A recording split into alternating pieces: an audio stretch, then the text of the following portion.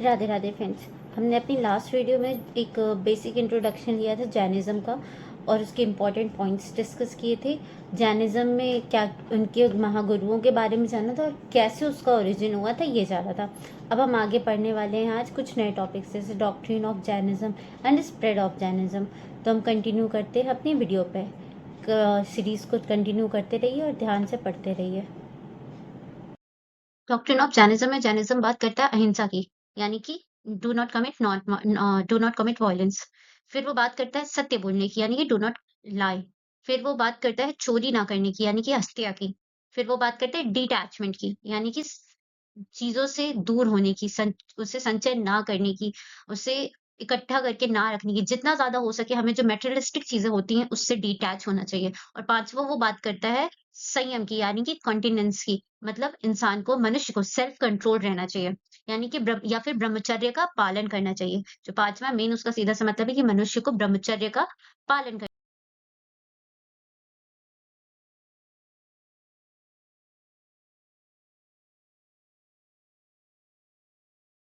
Move करते only the fifth doctrine ब्रह्मचर्य was added by Mahavira. जैसे कहते हैं कि जो हमारे पांचों डॉक्ट्रिन है उसमें से सिर्फ एक जो ब्रह्मचर्य है वो महावीर जी द्वारा ऐड किया गया। बाकी सारे ही उनके डॉक्ट्रिन्स पहले के जो हमारे तीर्थंकर थे उन्होंने दिए हुए थे। इस डॉक्ट्रिन का जो मेन इंपॉर्टेंट डॉक्ट्रिन है वो है अहिंसा। जैनिज्म मेनली बात करता है अहिंसा की। और जो इनके लास्ट इन महावीर जी के पार्षद जो फॉलोवर थे वो बात करते said to cover the upper and lower part of the body, whereas Mahavir said to abandon of the clothes by his followers। जो पार्श्व जी हैं वो बात करते हैं अपर और लोअर बॉडी को कवर करने की, जबकि महावीर जी बात करते हैं पूरी तरह से जो क्लोथ्स हैं उनको अबेंडन करने की, क्योंकि वो एक तरह से हमारी मैटेरियलिस्टिक चीज है। वो हम आगे देखेंगे किस तरीके से दो सेक्ट्स डिवाइड हो रहे हैं यहाँ पे, जिन्हें हम आगे चल के श्वेतांबर और दिगंबर नाम से जानने वाले हैं। तो जैनिज्म में इसी तरीके से दो बने, एक श्वेतांबर जो सफेद का वस्त्र धारण करते थे और दिगंबर जिन्होंने पूरी तरह से क्लोथ्स को रिनाउंस कर दिया था। नेक्स्ट हम आते हैं varna system not directly condemned by Jainism as Buddhism. जो जिस तरीके से हमने अपनी बुद्धिज्म की सीरीज में पढ़ा था कि जो वर्ना सिस्टम था, बुद्धिज्म पूरी तरह से उसका बहिष्कार करता था, वो नहीं मानता था वर्ना सिस्टम को। जबकि जैनिज्म ने ऐसा नहीं किया, उसने एक थिन लाइन मेंटेन रखी हमेशा वर्ना सिस्टम को मानते हुए। उसने कभी भी पूरी तरीके से वर्ना सिस्टम को कंडेम नहीं किया। Jainism believe that the birth of the person in upper and lower varna it depends on the sins and virtues। इसका मतलब ये हुआ कि महावीर जी या जैनिज्म जो था वो कहीं ना कहीं कर्मा की थ्योरी पे बिलीव करता था। और वो ये मानता था कि मनुष्य का अपर कास्ट में, लोअर कास्ट में या अपर वर्ण में, लोअर वर्ण में जन्म लेना उसके पाप और पुण्य के हिसाब से होता है उसका जन्म। Freedom from worldly life was ultimate goal of Jainism. Jainism का जो मेन अल्टीमेट गोल था वो था कि ये जो समाज है, ये जो दुनियादारी है, इससे पूरी तरह से मुक्त होना। या जैनिज्म जो था वो मेनली बात करता था इस दुनियादारी को छोड़ने की, उसका अल्टीमेट गोल था। Jainism talks about the liberation of soul and it does not need any rituals. वही सीधी सी बात है कि जैनिज्म सीधी सी बात करता था कि हमारी जो आत्मा है उसको फ्रीडम मिलनी चाहिए, वो लिबरल होनी चाहिए, वो हमारी जो अंतर आत्मा है वो दुनियादारी में नहीं फंसी रहनी चाहिए। नेक्स्ट इसके त्रिरत्न ऑफ जैनिज्म बोले जाते हैं, जिसको बोलते हैं राइट नॉलेज, सम्यक ज्ञान, राइट फेथ या विजन, सम्यक दर्शन, राइट एक्शन और कंडक्ट या सम्यक चरित्र। जो त्रिरत्न ऑफ जैनिज्म माने जाते हैं उन कहलाते भी हैं, जो हमें आगे चल के इस अल्टीमेट फ्रीडम ऑफ सोल को पाने में हेल्प करते हैं। वो ये कहा जाता है मनुष्य अगर एक सही नॉलेज रखता है, सही ज्ञान रखता है, सही ज्ञान को फॉलो करता है, सही फेथ के साथ, सही विजन के साथ, अच्छी these are the path of salvation under the Jainism. ये एक तरह से रास्ता बताया गया जैनिज्म में अपनी सोल को फ्री करने का, अपनी सोल को लिबरेशन देने का।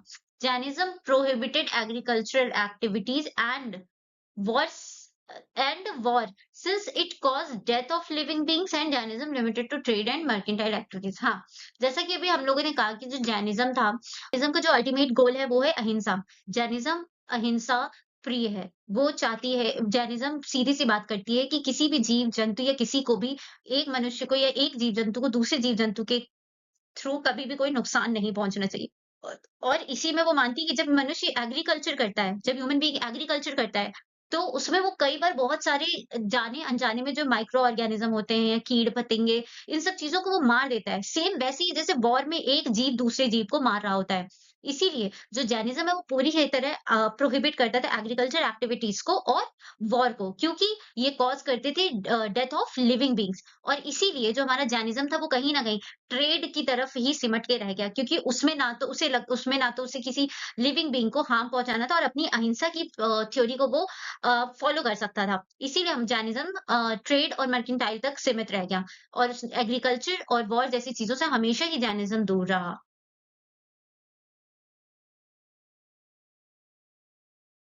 फिर अब बात करते हैं स्प्रेड ऑफ जैनिज्म की। Mahavira group followers admitted both men and women. Mahavira ji का जो ग्रुप था, जो महावीर जी को फॉलो करता था, वो मेन एंड वुमेन दोनों का ही जैनिज्म में वेलकम करता था।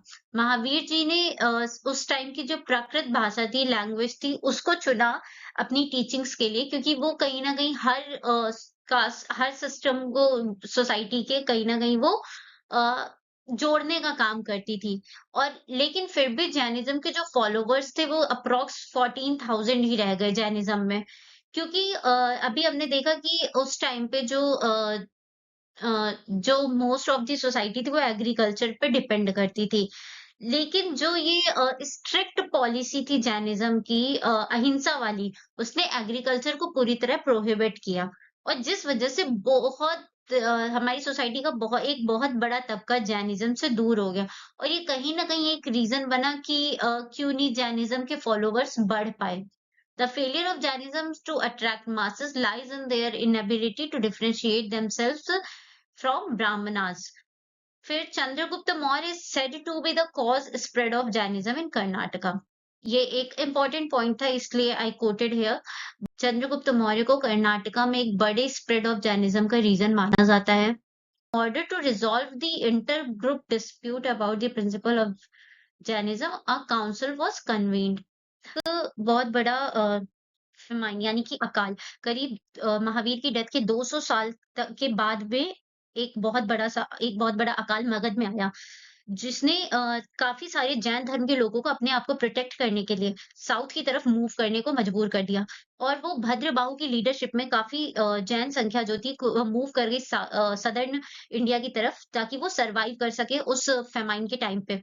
एंड द रेस्ट और ये जो फेमाइन था करीब 12 साल के अप्रॉक्स ये कंटिन्यू रहा। और जो बची हुई जनसंख्या थी वो रुक गई यहाँ पे मगध में स्थलबाहु की लीडरशिप में। और इसी वजह से एक दो इंटर ग्रुप डिस्प्यूट बढ़ने लग गए सदर्न इंडिया में के जैनिज्म में और नॉर्दर्न इंडिया यानी कि मगध के जैनिज्म में। तो उसी को रिजॉल्व करने के लिए पहली काउंसिल या फिर एक काउंसिल कन्वीन हुई इस इंटर ग्रुप डिस्प्यूट को रिजॉल्व करने के लिए जैनिज्म की। और ये काउंसिल हुई पाटलिपुत्र में करीब 3rd सेंचुरी में। Council was presided over by the Sthalabahu, जो सपोर्ट किया चंद्रगुप्ता मौर्य ने। वही अभी हमने कहा था ना कि कहीं न कहीं हमारा सदर्न में जो या कर्नाटका रीजन में जो हमारा जैनिज़्म स्प्रेड हुआ, उसके पीछे रीजन एक बहुत बड़े चंद्रगुप्त मौर्य भी थे। तो ये जो हमारा पहला पाटलिपुत्र में करीब 3rd सेंचुरी में काउंसिल हुआ इन दोनों इंटर ग्रुप डिस्प्यूट्स को कन्वीन करने के लिए, वो काउंसिल चंद्रगुप्त मौर्य द्वारा सपोर्ट किया गया और इसे प्रिसाइड किया गया स्थलबाहु द्वारा।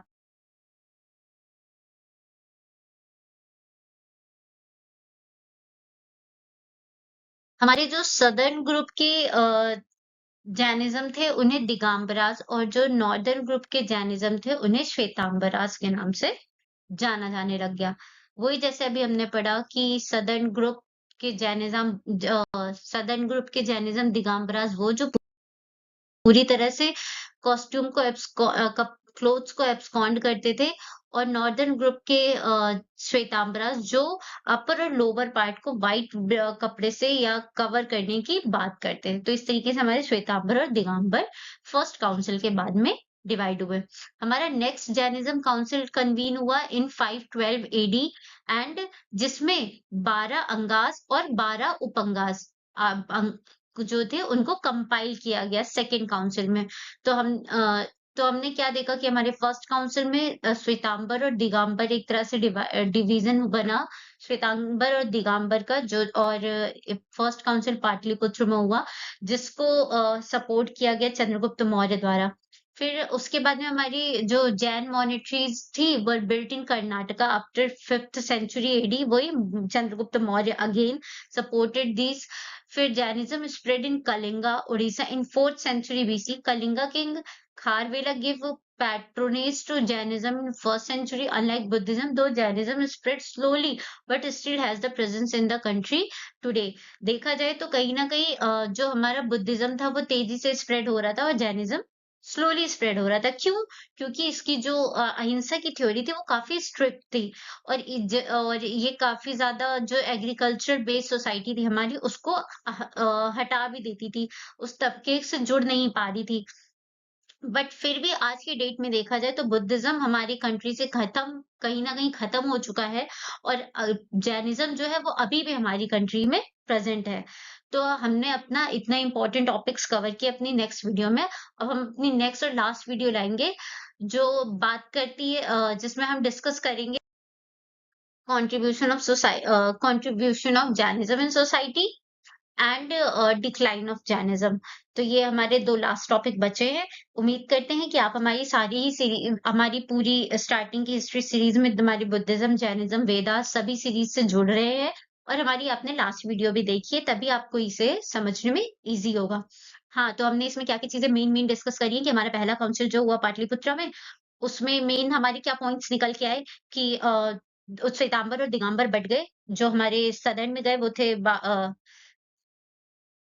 भद्रबाहु की लीडरशिप में, जो मगध में रुक गए वो थे स्थलबाहु की लीडरशिप में, दोनों में कॉन्फ्लिक्ट हुआ और इस इंटर ग्रुप कॉन्फ्लिक्ट को रिज़ॉल्व किया गया फर्स्ट काउंसिल में जो सपोर्ट किया गया हमारे चंद्रगुप्त मौर्य द्वारा। फिर हमारा सेकंड काउंसिल हुआ जिसमें जो हमारे 12 अंगास और उपअंगास थे उनको कंपाइल किया गया। इस तरीके से हमारे दोनों काउंसिल हुए, हमारी 5 डॉक्ट्रिन्स बताई गई, अहिंसा, सत्य, अस्त्या और अपरिग्रह और यानी कि डिटैचमेंट और ब्रह्मचर्य। हमारी ये 5 डॉक्ट्रिन्स बताई गई, त्रिरत्न बताए गए, right knowledge, right faith and right conduct.